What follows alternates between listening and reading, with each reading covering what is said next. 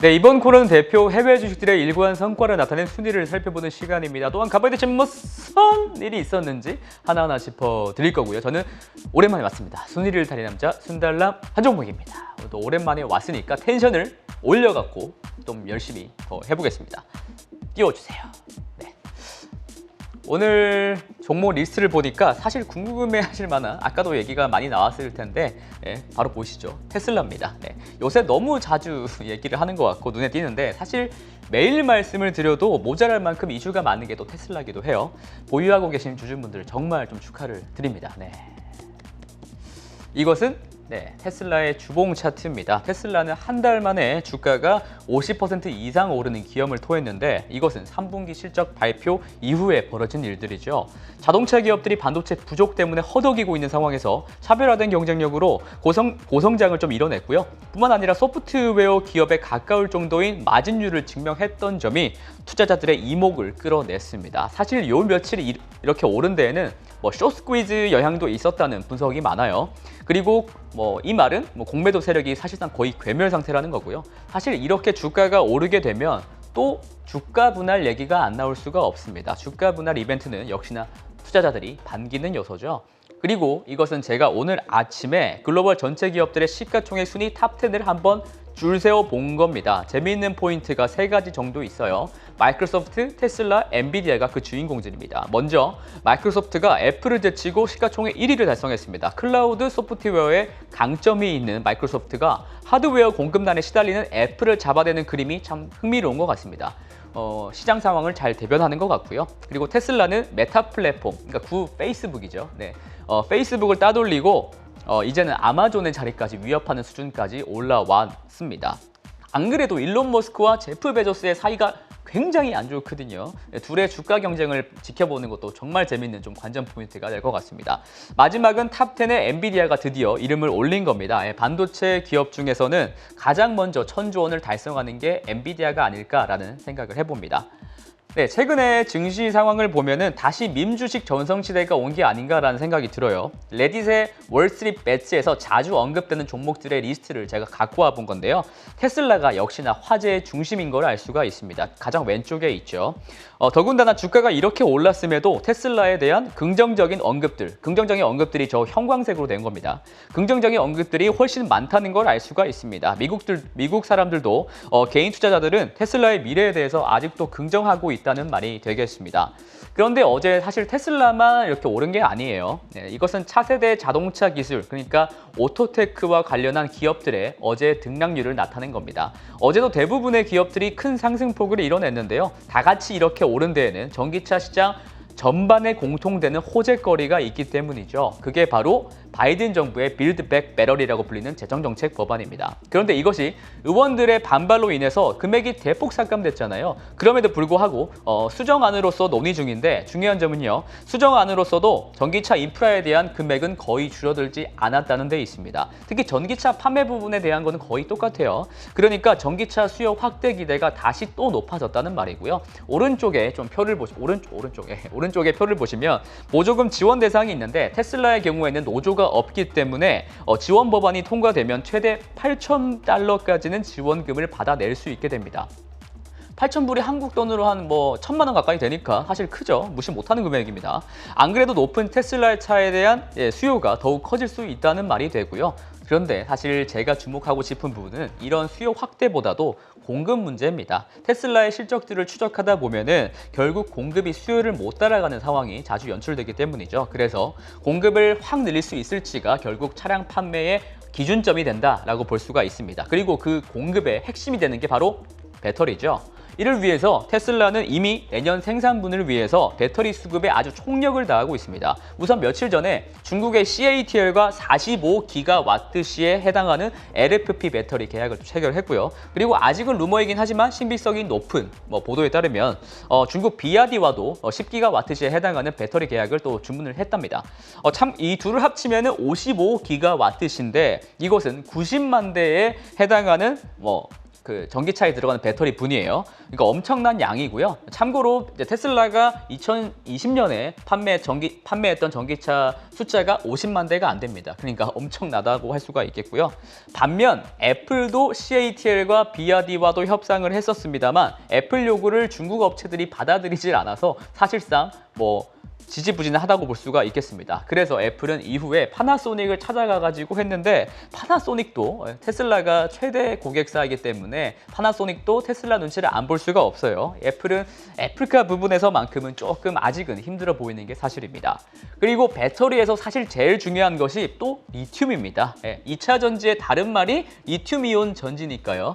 세계 최대 리튬 업체고 여러분들도 관심이 좀 많으신 중국 강봉 리튬과 테슬라가 3년짜리 대규모 공급 계약을 어저께 성사시켰습니다. 최근에 리튬 가격이 오른쪽 밑에 보면 표 하나 보이시죠? 네.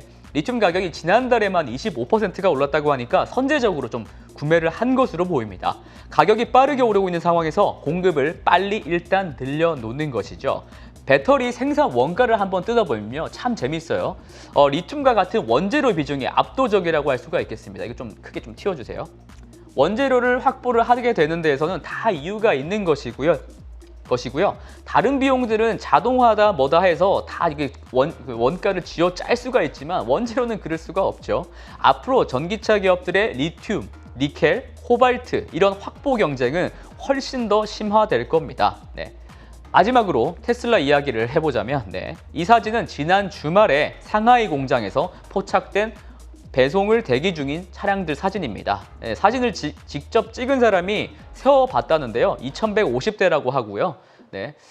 사진을 여러 번 찍었는데 이렇게 많은 차량이 있었던 건 처음이라고 합니다. 앞으로 테슬라의 4분기 차량 판매는 또 기대해봐도 좋지 않나라는 생각이 벌써 드네요. 자, 이번엔 하락 종목입니다. 최근에는 가치주에 해당하는 종목들이 여기 하락 종목 리스트에 이름을 자주 올리는 것 같네요.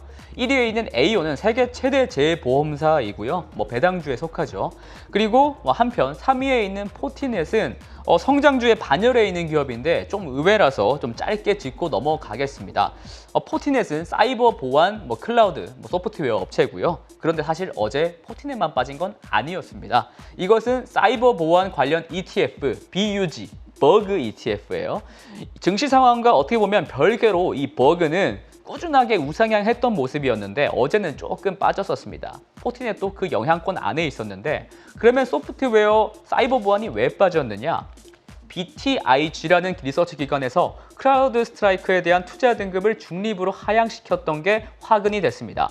앞으로 사이버 보안 관련해서 경쟁이 더욱더 심화될 것이라는 우려 때문인데요. 크라우드 스트라이크도 어제 그래서 4% 이상 좀 급락을 했었고요. 다만 포티넷은 11월 4일 이번 주에요. 실적을 발표하는데요. 당장 상분기 실적은 좋을 것이다 라고 전망하는 기관들이 많습니다. 모건스탠리에서는 여전히 사이버 보안 소프트웨어에 대한 수요가 굉장히 강화되고 있다면서 또한 사이버 보안 쪽은 상승 사이클에 여전히 초기 국면이라면서 향후 연방정부의 지출 규모가 더욱더 커질 것이라는 아주 핑크빛 전망을 내놨습니다. 이 분야가 사실 공부하기는 그렇게 쉽지가 않은데요. 그래도 여러분들도 이 흐름은 절대 놓치지 말길 바랍니다. 워낙 잘 오르잖아요. 자, 이번에는 이제 순달람의 메인 코너입니다. 오늘은 이번 주 첫 번째 순달람이기도 하고요. 미래셋을 이용하시는 전체 고객님들께서 선택하신 10종목 다 바리바리 싸들고 왔습니다. 특히 저번 주에 주가가 좀 증시 상황이 빠르게 매섭게 치고 올라와 있는 와중에 어떤 종목을 선택했을지 저 상당히 궁금한데 여러분들의 선택은? 이 빅테크가 요새 워낙 잘 나가다 보니까 빅테크 종목들을 몇 주째 좀 꾸준히 매수하시는 모습이 역력합니다. 내부자의 폭로와 애플의 공격에 골머리를 앓고 있는 페이스북이 화끈하게 이제 간판을 다시 걸었죠. 실적 발표일을 전후로 해서 급락을 하다 보니까 공격적인 매수에 좀 가담하신 걸로 풀이가 되고요. 사명도 페이스북이 메타 플랫폼으로 바꿨으니까 진정으로 메타버스 관련된 기업으로 좀 거듭나길 바랍니다. 참고로 내년 1분기에 메타 플랫폼이 VR 기기 신제품을 또 내놓는다고 하는데 알려진 정보에 따르면 제품 사양에 비해서 가격이 굉장히 또 엄청 착합니다. 애플이 내년에 VR 기기를 내놓는다고 하니까 확실하게 이 메타 플랫폼이 시장을 다지고 애플을 견제하려는 모습으로 해석이 됩니다. 그리고 또 최근에 실적 기대감으로 바싹 올리고 있는 기업이 엔비디아죠. 벌써 3위에 랭크되어 있는데 이런 것을 보면은 아무래도 달리는 말에 좀 올라타려는 추종 매매 경향이 강했던 한 주가 아니었나라는 생각이 듭니다. 그런데 이런 추종 매매성이 아니라 좀 성격이 다른 종목이 껴 있습니다. 그 장본인은 10위에 턱걸이로 진입한 스타벅스입니다. 스타벅스는 말이 필요 없죠. 네. 전 세계 83개 국가에서 커피 매장을 운영하는 세계 최대 커피 체인입니다. 차트를 한번 보시면요. 7월 고점을 달성한 뒤에는 지지부진한 모습을 면치 못하고 있습니다. 특히 지난주 금요일에는 아찔한 급락을 맞고 그래도 어제는 좀 반등을 하긴 했나요? 왜 이렇게 떨어졌던 걸까요? 이것을 알아보기 전에 먼저 스타벅스의 매출을 뜯어보겠습니다. 왼쪽 동그라미가 사업부별 매출이고요. 오른쪽 것은 지역별 매장 분포 비중입니다. 본진인 미국이 역시 가장 큰 부분을 차지하고 있지만 빨간색의 중국도 미국을 제외하면 만만치 않은 비중을 차지하고 있습니다. 한국도 인구당 매장 숫자로는 세계에서 가장 높아요. 전체 매장 숫자에 하지만 이제 한국의 경우에는 전체 매장 숫자로 비교하면 5%를 좀 못 미치는 수준입니다. 어쨌든 여기서 중요한 점은 스타벅스의 매출은 미국에서의 안정적인 성장과 중국에서의 고속 성장이 뒷받침돼야 한다는 겁니다. 한편 지난주 금요일에 떨어진 이유는 좀 명백했습니다. 역시 실적 때문이었고요. 특히 핵심 지표로 꼽히는 컴패러블 세일즈라는 게 기대치를 하회했던 게 화근이 됐습니다. 컴패러블 세일즈는 한국말로 동일 매장 매출입니다. 보통 프랜차이즈 업체들이 자주 쓰이는 매출 지표다 정도로 생각하시면 됩니다. 그리고 제가 오른쪽에 주된 내용들을 좀 하이라이트 해놨는데 영어기도 하고 너무 작아서 잘 안 보이시죠? 그래서 제가 표로 만들어 왔습니다. 기특하죠? 네, 이 두 차트는요. 왼쪽 것이 스타벅스의 글로벌 전체 동일 매장 매출 성장률이고요. 오른쪽은 중국에서의 동일 매장 매출 성장률입니다. 기저효과를 감안한다고 하더라도 전분기보다 좀 떨어진 것을 알 수가 있고요. 특히 내년에는 이게 더 떨어질 수 있다는 게 투자자들의 심리를 위축시켰습니다. 더욱이 오른쪽에 있는 좀 그래프를 보시면 중국의 성장률이 마이너스를 다시 기록했던 것이 전체적인 글로벌 매출을 부진하게 만든 주범이었습니다. 코로나19 재확산 여파였던 것으로 보이긴 한데 단순히 코로나19 때문인지 조금 더 지속될 트렌드인 건지는 아직은 의문이 듭니다.